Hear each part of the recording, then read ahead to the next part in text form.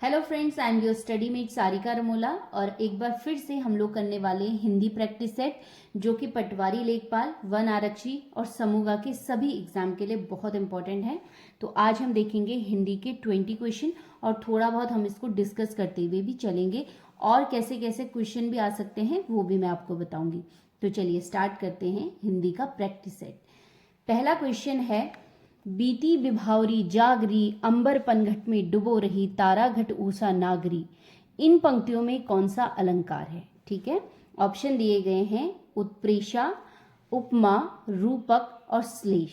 तो इसका जो राइट आंसर है वो क्या है? रूपक अलंकार। ठीक है, अब मैं आपको यहीं पे बता दूं कि जो रूपक अलंकार होता है उसमें क्या होता है कि जब दो व्यक्ति या दो वस्तुओं में इतनी ज़्यादा समानता हो जाती है कि हम क्या करते हैं, उन दोनों में अंतर नहीं कर पाते हैं। ठीक है, उसमें अंतर करना बहुत मुश्किल हो जाता है।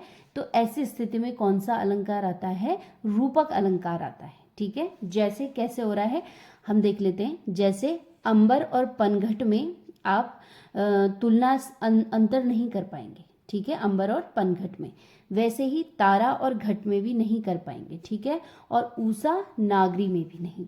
तो ऐसे जब कोई पंक्तियां आती हैं जिनमें क्या होती है, अंतर करना बहुत मुश्किल हो जाता है, तो उसे क्या कहते हैं? रूपक अलंकार कहते हैं।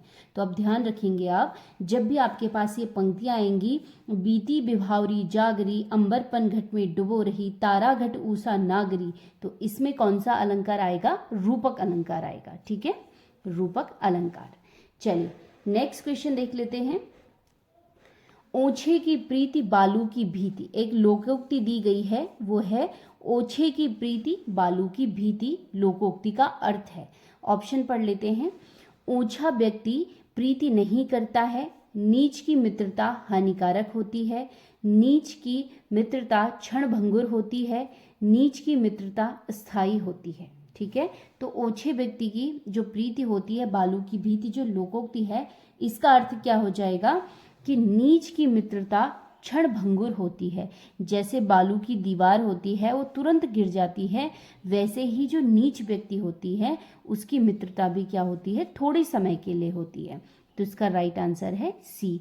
कौन सी लोकोक्ति है? ओछे की प्रीति बालू की भीति, यानी नीच की मित्रता क्षण भंगुर होती है। ठीक है, नेक्स्ट क्वेश्चन देख लेते हैं। घोड़ा शब्द का पर्यायवाची शब्द समूह नहीं है। ठीक है, इसमें वो समूह छांटना है जो घोड़े का पर्यायवाची नहीं है। चार ऑप्शन दिए गए हैं, अश्व, सैंधव, तुरंग, बजी, है, आंसू, अर्णव और अहि। ठीक है, तो इसमें मैं आपको राइट आंसर बता दूं क्या है।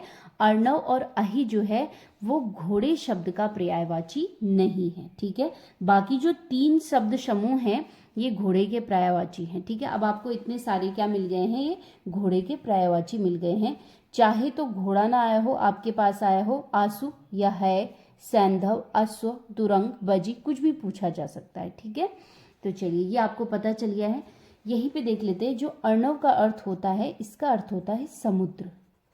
ठीक है, और अहि का अर्थ होता है सर्प। ये चीजें यहाँ पे देख लीजिएगा। ठीक है, चलिए नेक्स्ट क्वेश्चन देख लेते हैं। निम्न में से पुरुषार्थी शब्द का विपरीतार्थक शब्द होगा। जो पुरुषार्थी शब्द है इसका विलोम शब्द क्या होगा, ये कहने का मतलब है यहाँ पे। ठीक है, पहला ऑप्शन है कापुरुष, दूसरा है अपुरुषार्थी, तीसरा है महापुरुषार्थी और चौथा है इनमें से कोई नहीं। तो इसका राइट आंसर है कापुरुष। ठीक है, कापुरुष का अर्थ होता है नीच पुरुष या कायर पुरुष। ठीक है, तो पुरुषार्थ का विलोम हमें देखना है, इसका विलोम शब्द हमें देखना है। तो विलोम शब्द क्या हो जाएगा? कापुरुष। और कापुरुष का मैंने अर्थ आपको बता दिया, नीच पुरुष या कायर पुरुष। ठीक है, चलिए नेक्स्ट क्वेश्चन है, दार प्रत्यय से निम्न में कौन सा शब्द नहीं बनता है? ठीक है, बताना है कि जो नीचे शब्द दिए गए हैं किसमें दार प्रत्यय नहीं लगा हुआ है। किसी प्रत्यय क्या होता है? जो किसी शब्द के पीछे से जुड़ता है और उसका एक नया अर्थ निकल के आता है। ठीक है, उसे प्रत्यय कहते हैं। चार ऑप्शन है, सरदार, खबरदार, दरबार और असरदार। तो इसका राइट आंसर क्या हो जाएगा? दरबार। दरबार में दार प्रत्यय नहीं लगा हुआ है। ठीक है, ये बहुत इजी क्वेश्चन है, पर कभी कभी हम क्या कर लेते हैं, इसे मिस्टेक कर लेते हैं। चलिए नेक्स्ट क्वेश्चन देख लेते हैं। निम्न में से सु उपसर्ग से निर्मित शब्द नहीं है पूछा गया है। ऐसा कौन सा शब्द है इन चारों में से जिसमें सु उपसर्ग नहीं लगा हुआ है, जिससे ये शब्द नहीं बना हुआ है। ठीक है, पहला है सुपाच्य, दूसरा सुकोमल, तीसरा सुंदर और चौथा सुपात्र। तो इसका राइट आंसर क्या हो जाएगा, सुंदर। चलिए नेक्स्ट क्वेश्चन देख लेते हैं। एक परिभाषा दी गई है यहाँ पे, समास में आए पदों को छोड़कर जब किसी अन्य पदार्थ की प्रधानता हो और समास में कोई भी पद प्रधान न हो, कौन सा समास होता है। ठीक है, 4 ऑप्शन दिए गए हैं, द्वंद्व, कर्मधारय, तत्पुरुष और बहुव्रीहि। तो इसका राइट आंसर क्या हो जाएगा, बहुव्रीहि। और बहुव्रीहि समास में क्या होता है कि जो दिया रहता है, जो शब्द दिया रहता है वो प्रधान नहीं होता है, बल्कि उसका जो प्रधान होता है कोई और ही शब्द निकल के आ जाता है। जैसे मैं आपको एग्जाम्पल देती हूँ, दसानन, जैसे हम लिखते हैं एक शब्द दसानन, तो दसानन का अगर हम समास विग्रह करते हैं तो क्या आता है, 10 हैं आनंद जिसके, तो जिसके आनंद 10 होते हैं वो कौन होता है, रावण होता है। यानी निकल के कुछ और ही आया है, जो शब्द दिया गया है उसका समास विग्रह करके कुछ और ही आ जाता है, तो वो क्या हो जाता है, बहुव्रीहि समास। चलिए नेक्स्ट क्वेश्चन देख लेते हैं।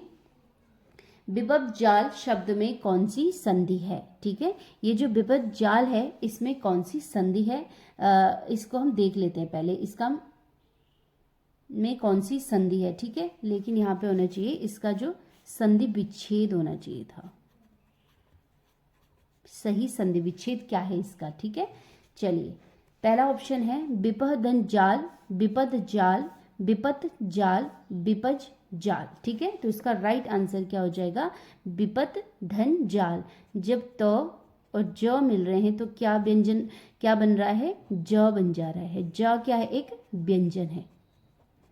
जब एक व्यंजन है तो वो क्या बन जाएगा, व्यंजन संधि बन जाएगा। तो 2 क्वेश्चन यहीं पे क्लियर हो गए आपके कि विपद जाल में कौन सी संधि है, व्यंजन संधि है, और इसका संधि विच्छेद क्या है, तो इसका संधि विच्छेद है विपज्जन जाल। ठीक है, चलिए नेक्स्ट क्वेश्चन है। चलिए नेक्स्ट क्वेश्चन है, पावन का संधि विच्छेद होगा। ठीक है, जो पावन है इसका संधि विच्छेद होगा, ये बताना है। और बहुत इंपॉर्टेंट क्वेश्चन है ये, आप देख लीजिएगा, बहुत बार एग्जाम में पूछा जाता है। इसका संधि विच्छेद देख लेते हैं क्या है। ऑप्शन दिया गया है पा धन वन, पो धन अन, पौ धन अन, पौ धन अन। ठीक है, तो इसका राइट आंसर क्या हो जाएगा, पौ धन अन। बड़ी ओ की मात्रा, जो औरत वाली औ की मात्रा इसमें लगी हुई है। ठीक है, कैसे, देखिए इसमें जब हम इसको इसमें वर्ण निकालेंगे कि कैसे पावन बना है, तो देख लेते हैं। इसका औ धन अ, तो क्या बन जाएगा, आओ। ठीक है, तो क्या बन जाएगा, पौधन अन, तो ये क्या बन रहा है, पावन। ठीक है, आओ लग रहा है इस पे, लेकिन गलती कहाँ पे करते हैं सबके सब, पौधन अन कर देते हैं किसको, पावन को, जबकि गलत है। पौधन अन किसका है, पवन का, पवन का संधि विच्छेद है। ठीक है, और पौधन अन किसका है, पावन का। इस चीज को ध्यान रखेंगे। और संधि कौन सी हो जाएगी इसमें, अयाधि संधि, अयाधि संधि हो जाएगी। ठीक है, इस चीज को याद रखिएगा हमेशा कि पावन का संधि विच्छेद क्या हो रहा है और पवन का क्या होता है, ये मैंने आपको एक्सप्लेन कर दिए हैं। ठीक है, संधि कौन सी होगी, अयाधि संधि। चलिए नेक्स्ट क्वेश्चन देख लेते हैं 10वां। निम्न में चीकू किस भाषा का शब्द है, चीनी भाषा, अंग्रेजी, फारसी या जापानी। तो 4 ऑप्शन इसमें है। राइट आंसर क्या है इसका, चीनी भाषा का शब्द है चीकू। इसके अलावा जो चीनी शब्द है और जो चाय है ये भी क्या है, चीनी भाषा की शब्द हैं। चलिए नेक्स्ट क्वेश्चन देख लेते हैं, ये भी बहुत इंपॉर्टेंट है। ये क्वेश्चन है कि अपभ्रंश भाषा का विकास किस शब्द से हुआ है। यहाँ पे होना चाहिए था किस भाषा से, किस भाषा से हुआ है। ठीक है, अपभ्रंश का अर्थ क्या होता है, पहले पतन होना, किसी चीज को कम, किसी चीज का कम होना यानी पतन होना। तो तो अब ये बताना है जो अपभ्रंश भाषा है इसका विकास किस भाषा से हुआ है। ठीक है, 4 ऑप्शन दिए गए हैं, पाली, प्राकृत, सिंधी या फारसी। ठीक है, तो इसका राइट आंसर क्या हो जाएगा, प्राकृत भाषा से। और ऐसे जो क्वेश्चन है वो बहुत सारे एग्जाम में पूछे जाते हैं, तो मैं आपको क्लियर बता देती हूँ कि किस प्रकार से भाषाओं का विकास हुआ। ठीक है, चलिए देख लेते हैं। जो देखिए भाषाएं हैं उनमें सबसे उत्कृष्ट और उत्तम भाषा मानी जाती है वो है संस्कृत। तो सबसे पहली भाषा कौन सी है, संस्कृत। जब इसका नीचे नीचे पतन होता गया तो अब दूसरी भाषा कौन सी आई, पाली। ठीक है, पाली का भी जब रूप बदलता गया तो कौन आया, प्राकृत। ठीक है, प्राकृत के बाद क्या आया, अपभ्रंश। ठीक है, ध्यान दीजिएगा, अपभ्रंश के बाद क्या आया लास्ट में, अभी जो वर्तमान में है, हिंदी। हिंदी, तो ये इसका सही क्रम है। सबसे उत्कृष्ट क्या है, संस्कृत, सबसे उच्च भाषा जिसे हम बोलते हैं, संस्कृत आई, उसके बाद क्या हुआ, पाली आई, प्राकृत आई, अपभ्रंश आई और फिर हिंदी आई। अब आपके पास यहाँ पे कैसे क्वेश्चन बनते हैं, पहला क्वेश्चन तो हमने यही देख लिया कि जो अपभ्रंश भाषा है इसका विकास किस भाषा से हुआ, तो आपने डायरेक्ट कर दिया प्राकृत भाषा से। अगर आपके पास क्वेश्चन आया कि प्राकृत भाषा का विकास किस भाषा से हुआ, तब आंसर क्या आता, पाली भाषा से। अगर आपके पास क्वेश्चन आता कि हिंदी भाषा का विकास किस भाषा से हुआ है, तो तब आप क्या करते, अपभ्रंश। अगर आपके पास क्वेश्चन आता कि पाली भाषा का विकास किस भाषा से हुआ है, तब आप करते संस्कृत। ठीक है, तो इसको आप क्या करेंगे, याद कर लेंगे कि क्या इसका क्रम है। ठीक है, आप फर्स्ट लेटर लिख के भी इसको याद कर सकते हैं। ठीक है, जैसे आप कर सकते हैं स, प, अ, ह, ऐसे में भी इसको याद कर सकते हैं और पूरा क्या हो जाएगा, संस्कृत, पाली, प्राकृत, अपभ्रंश और हिंदी। ठीक है, तो चलिए यहाँ से कोई भी क्वेश्चन आएगा तो अब आप इसको गलत नहीं करेंगे और आपको क्रम याद होना चाहिए, तो आपका क्वेश्चन खराब नहीं होगा। नेक्स्ट क्वेश्चन देख लेते हैं, प्रथम राजभाषा आयोग के अध्यक्ष कौन थे। 4 ऑप्शन है, बीजी खेर, दया ए सिंधे, श्यामलाल चतुर्वेदी और दानेश्वर शर्मा। तो इसका राइट आंसर क्या है, बीजी खेर। और जो प्रथम भाषा आयोग था इसका गठन हुआ था 1955 में। ठीक है, कई बार ये क्वेश्चन भी डायरेक्ट पूछा जाता है कि कब प्रथम राजभाषा आयोग का गठन हुआ, तो 1955 में। और इसके प्रथम अध्यक्ष कौन थे, बीजी खेर थे। ठीक है, चलिए नेक्स्ट क्वेश्चन देख लेते हैं, बहुत इंपॉर्टेंट और कई बार हम गलती भी कर देते हैं इस क्वेश्चन से। तो क्वेश्चन है कि हिंदी को संविधान की कौन सी अनुसूची में रखा गया है, पहली, तीसरी, 8वीं और 9वीं। 4 ऑप्शन है, तो इसका राइट आंसर क्या हो जाएगा, 8वीं अनुसूची में। वर्तमान में आपको मैं बता दूं कि हमारे संविधान में कितनी अनुसूचियां हैं, 12 अनुसूचियां हैं और इसमें से जो 8वीं अनुसूची है इसमें हिंदी को रखा गया है। और वर्तमान में 8वीं अनुसूची में 22 भाषाएं हैं। कितनी हैं, 22 भाषाएं। कई बार ये भी क्वेश्चन आ जाता है कि जो 8वीं अनुसूची है उसमें कितनी भाषाएं हैं, 22 भाषाएं। अब हिंदी की हम बात करेंगे तो जो हमारा मूल संविधान था उसमें 14 भाषाएं क्या थी, पहले से ही संविधान जब लिखा गया तभी 8वीं अनुसूची में जोड़ दी गई थी। तो हिंदी भी उन 14 भाषाओं में से एक है, यानी हिंदी क्या है, मूल संविधान में पहले से दिया गया है 8वीं अनुसूची में। और हमारे संविधान, जो मूल संविधान है उसमें पहले 8 ही अनुसूचियां थी।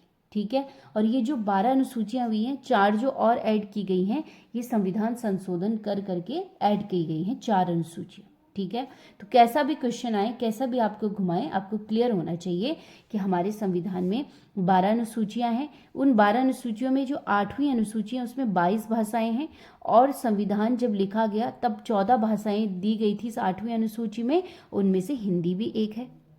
ठीक है, और जो हमारा संविधान है उसमें मूल संविधान में 8 ही अनुसूची थी, 4 अनुसूचियां बाद में जोड़ी गई। ठीक है, कोई कंफ्यूजन नहीं। नेक्स्ट क्वेश्चन देख लेते हैं। चलिए नेक्स्ट क्वेश्चन देख लेते हैं, जिन ध्वनियों के उच्चारण में स्वर तंत्रियों में कंपन न हो उन्हें क्या कहते हैं? ठीक है, जब कंपन उत्पन्न न हो तो हम उन्हें क्या कहते हैं? 4 ऑप्शन हैं, महाप्राण, अल्प प्राण, सघोष और अघोष। तो इसका राइट आंसर क्या हो जाएगा? अघोष। ठीक है, अघोष का जब हम उच्चारण करते हैं तो इसमें कोई भी ध्वनियां उत्पन्न नहीं होती हैं। ठीक है, अब इसमें क्या कौन कौन से वो आ जाएंगे, वर्ण आ जाएंगे जो अघोष में आते हैं? तो इसमें हर वर्ग का जो भी वर्ग आते हैं उनका पहला और दूसरा, जैसे हम क्या बोलेंगे, क ख, ठीक है, च छ, ठीक है, ट ठ, ऐसे ही त थ, प फ, ये सब क्या आ जाएंगे? ये क्या चीजें हैं? ये अघोष हैं। इनमें क्या होता है, कोई भी कंपन उत्पन्न नहीं होता है, इसको हम कहते हैं अघोष। बहुत ध्यान देना, इससे क्वेश्चन जरूर पूछे जाते हैं। अब मैं यहीं पे आपको बता दूं कि सघोष क्या होता है। इनमें क्या होती है, ध्वनियां उत्पन्न होती हैं। तो अब ये कौन से हो जाएंगे? ये हो जाएंगे तीसरा, चौथा और पांचवा लेटर वर्ण हो जाएगा जो सघोष के अंतर्गत आएंगे। ये पहले दूसरे वर्ण तो किस में आ रहे हैं? अघोष में आ रहे हैं, और तीसरा, चौथा, पांचवा किस में आ जाएगा? सघोष में आ जाएगा। ठीक है, कंफ्यूज इसमें भी बिल्कुल नहीं करना है। जिनमें कंपन उत्पन्न न हो, यानी आप कुल मिला के कहेंगे, आप इसको प्रोनाउंस करके देखेंगे तो इजी, आप जल्दी बोल दे रहे हैं इसमें, और कोई कंपन उत्पन्न नहीं हो रहा है पहले और दूसरे लेटर में हर वर्ग के, तो वो अघोष है। ठीक है, और बाकी क्या है? सघोष है। चलिए नेक्स्ट क्वेश्चन देख लेते हैं। नेक्स्ट क्वेश्चन है, निम्न में ऊष्म व्यंजन है। ऑप्शन दे रखे हैं ह, क, प, ट। तो इसका राइट आंसर क्या हो जाएगा? ह। ऊष्म व्यंजन कौन से होते हैं? जब हम उन्हें बोलते हैं तो हमारे मुख से क्या होता है, घर्षण होता है और उसमें क्या निकलती है? ऊष्मा निकलती है, गर्म हवा निकलती है, तो उसको हम ऊष्म व्यंजन कहते हैं। और जो हिंदी वर्णमाला है इसमें 4 ऊष्म व्यंजन होते हैं। कौन कौन से? स, श, श और ह। ठीक है, ये 4 क्या हैं? ऊष्म व्यंजन हैं।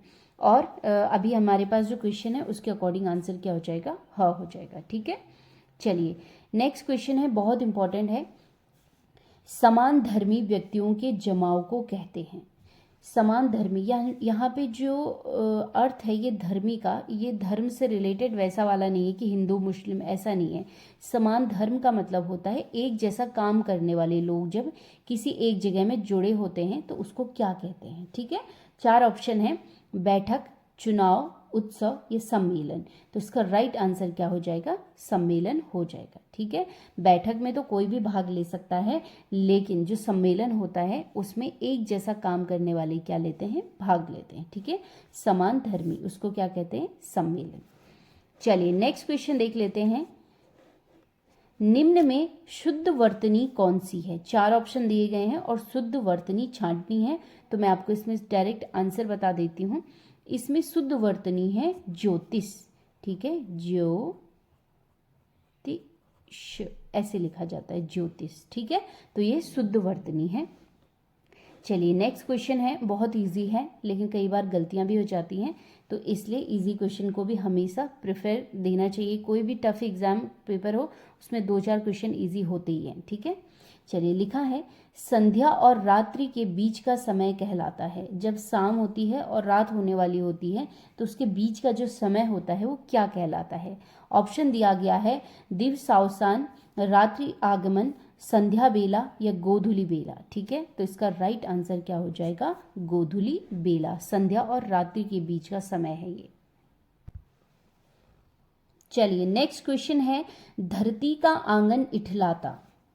धरती का आंगन इठलाता किस कवि की रचना है? ऑप्शन है, सूर्यकांत त्रिपाठी निराला, राजकुमार वर्मा, महादेवी वर्मा और सुमित्रा नंदन पंत। ठीक है, यहाँ पे जो क्वेश्चन लिखा गया है सीधा नहीं आया है, थोड़ा सा तिरछा हो गया है, पर चलिए कोई नहीं, हमें क्वेश्चन को इम्पोर्टेंस देनी है। तो इसका जो राइट आंसर क्या हो जाएगा? धरती का आंगन इठलाता, इसके कवि हैं सुमित्रा नंदन पंत। ठीक है, और सुमित्रा नंदन पंत जी का संबंध किससे है? उत्तराखंड के बागेश्वर कौसानी से है, और इन्हीं की रचना कौन सी है? धरती का आंगन इठलाता। चलिए नेक्स्ट क्वेश्चन देख लेते हैं।